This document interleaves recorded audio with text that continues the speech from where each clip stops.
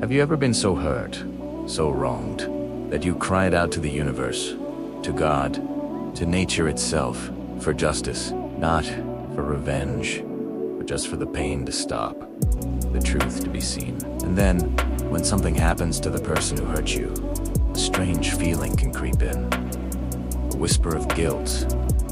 Did I cause this? Was it my words, my prayer that brought this down? I want to talk about that today, because it's a profound and deeply human experience. Let's be clear about something from the start. The justice of nature, of God, of the river you might have cried to, is not the same as human vengeance. Vengeance is born from hatred, from a desire to inflict pain for pain. True justice, the kind the universe deals in, is about restoring balance.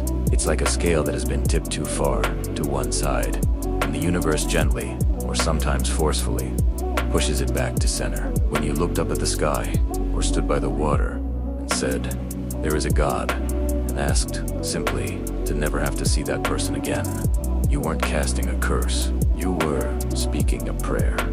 You were releasing your pain and trusting a higher power to handle it. You were asking for peace, not destruction. So, what about that feeling of guilt? It's a common, almost universal reaction when life itself seems to deliver a verdict on the guilty. We think, if I hadn't said those words, if I hadn't wished so hard for justice, ... why did it have to end like that? But let's pause and examine this. You did no evil.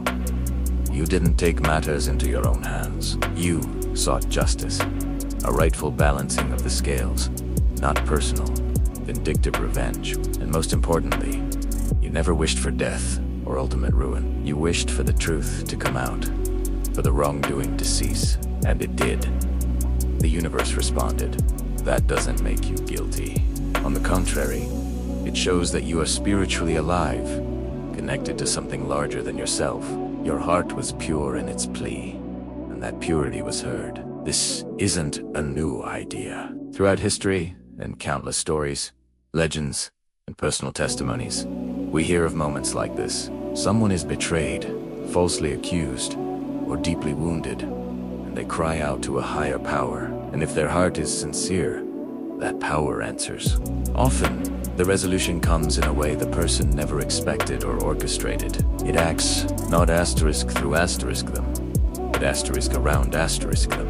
This is the essence of natural, divine justice. It bypasses our human need for control and retribution and operates on a different plane. In the Christian tradition, there's a well-known passage in Romans 12:19 that says, "Vengeance is mine, I will repay, saith the Lord."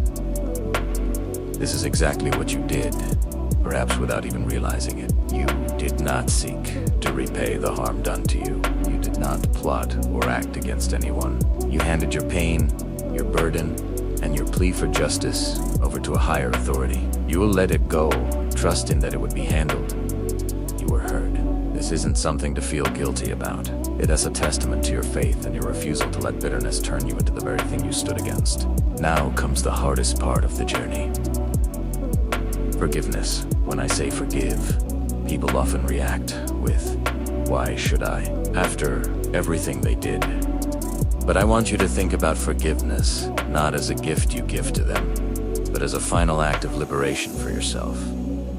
Consider this, you have already been vindicated. The universe itself answered. They have already received their response. Your family no longer has to carry the shame associated with what happened. And most importantly, you are still here. You are alive, and your conscience, your spirit, is awake and aware. When you hold on to unforgiveness, the person who hurt you might be long gone, but the pain, the anger, the bitterness, they remain inside of you. They become a heavy anchor, keeping you chained to the past. Forgiveness is cutting that chain. It's not about saying what they did was okay. It will never be okay. It's about saying, I will no longer allow what you did to have power over my present and my future. I release this. When you forgive, you free yourself, not them. You reclaim your inner peace. Your path has been one of survival and immense dignity. You survived not just physically, but spiritually. That is an incredible feat. In the face of profound hurt, you kept your sense of truth, your belief in justice, your connection to the divine. This is not a small thing. It is monumental. It's the kind of strength that shapes a soul. So if you ever find yourself walking by a river or standing under a great old tree, and you wonder if you have the right to speak to them, to touch the bark, to feel that connection again, please know this. They already know you. Nature holds no judgment. The water, the trees, the sky, they remember the moment you called out to them in your purest, most honest moment of pain. They don't see guilt. They see a survivor. They see a kindred spirit who understands the deep, quiet justice that flows through all things. You are part of that story now. Thank you for listening. If this resonated with you, please consider liking this video and subscribing for more conversations like this. Take care of yourself